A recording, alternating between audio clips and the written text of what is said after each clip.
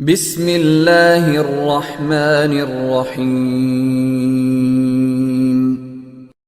السلام علیکم ورحمۃ اللہ وبرکاتہ۔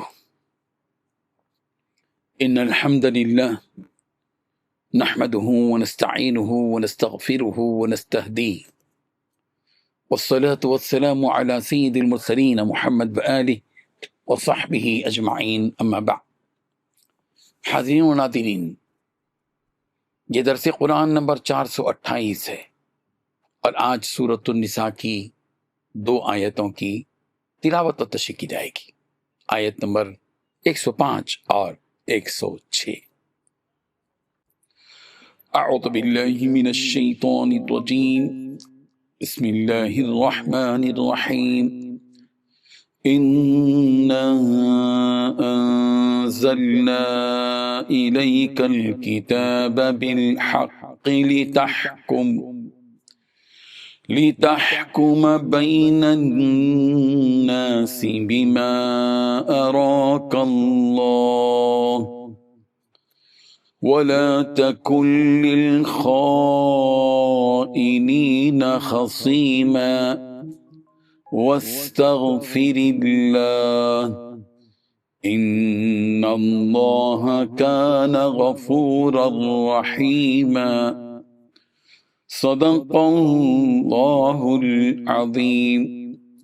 لفظی ترجمہ یوں ہے، انا انزلنا الیک، تحقیق ہم نے نازل کی آپ کی طرف، الکتاب کتاب، بالحق حق کے ساتھ، لتحکم تاکہ آپ فیصلہ کریں، بین الناس لوگوں کے درمیان، بما اراک اللہ اس کے ساتھ جو آپ کو اللہ نے سکھلایا، ولا تکن اور نہ ہوں آپ، للخائنین خیانت کرنے والوں کی خاطر، خصیما جھگڑنے والے، واستغفر اللہ اور بخشش مانگیں اللہ سے، ان اللہ کان غفور الرحیم، بلا شبہ اللہ ہے بہت بخشنے والا، نہایت رحم کرنے والا۔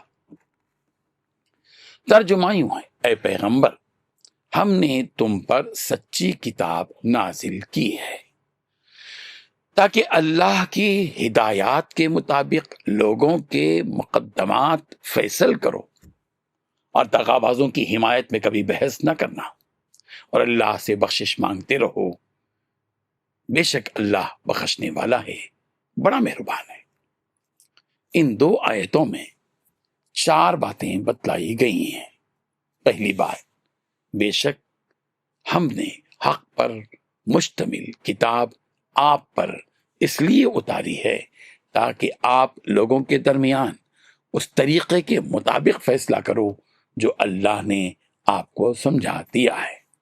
دوسری بات، آپ خیانت کرنے والوں کی طرفداری نہ کیجیے۔ تیسری بات، اللہ سے مغفرت طلب کیجیے۔ چوتھی بات، بے شک اللہ بہت بخشنے والا، بڑا مہربان ہے۔ بزرگان محترم، اس آیت کے شان نزول کے سلسلے میں امام ترمذی نے حضرت قتادہ بن نعمان رضی اللہ عنہ سے یہ روایت نقل کی ہے۔ وہ فرماتے ہیں کہ ہمارے قبیلے میں 3 آدمی تھے، بشر، بشیر، مبشر۔ ان تینوں کو بنی ابیرق کہا جاتا تھا۔ ان میں بشیر نامی جو شخص تھا وہ منافق تھا۔ وہ اپنے اشعار کے ذریعے صحابہ کرام رضی اللہ عنہم کی برائیاں بیان کرتا تھا کہ فلاں شاعر نے یوں کہا، فلاں نے یوں کہا، مگر صحابہ کرام رضی اللہ عنہم ان اشعار کو سن کر سمجھ جاتے تھے کہ یہ بشیر نامی شخص ہی کی حرکت ہے۔ حضرت قتادہ رضی اللہ عنہ فرماتے ہیں کہ شام سے کچھ تاجر آئے، ان سے میرے چچا رفاع بن زید نے میدہ خرید لیا اور اسے اوپر کی منزل کے کمرے میں رکھ دیا۔ اس کمرے میں ہتھیار بھی تھے، زرہ اور تلوار بھی تھی۔ کسی شخص نے اس کمرے میں کھانے کی چیز، میدہ اور ہتھیار چوری کر لیے۔ جب صبح ہوئی تو میرے چچا رفاع میرے پاس آئے اور فرمایا کہ اے میرے بھائی کے بیٹے، اس رات میں ہمارے اوپر زیادتی کی گئی ہے، اور کھانے کا سامان اور ہتھیار کوئی شخص لے گیا ہے۔ اس پر ہم کو تجسس ہوا اور چور کی تفتیش میں لگ گئے۔ تحقیق پر معلوم ہوا کہ بنی ابیرق نے اس رات میں آگ جلائی ہے، یعنی کھانا پکایا ہے۔ ہمارا اندازہ یہی ہے کہ انہوں نے آپ لوگوں کا مال چرا کر کھانے پکانے میں رات گزاری ہو۔ جب پوچھ گچھ ہو رہی تھی تو اس وقت بنو ابیرق بھی موجود تھے۔ یہ کہہ رہے تھے کہ اللہ کی قسم آپ لوگوں کا یہ مال لبید بن سہیل نے چرایا ہے۔ لبید بن سہیل تو نیک آدمی تھے، سچے پکے مسلمان تھے۔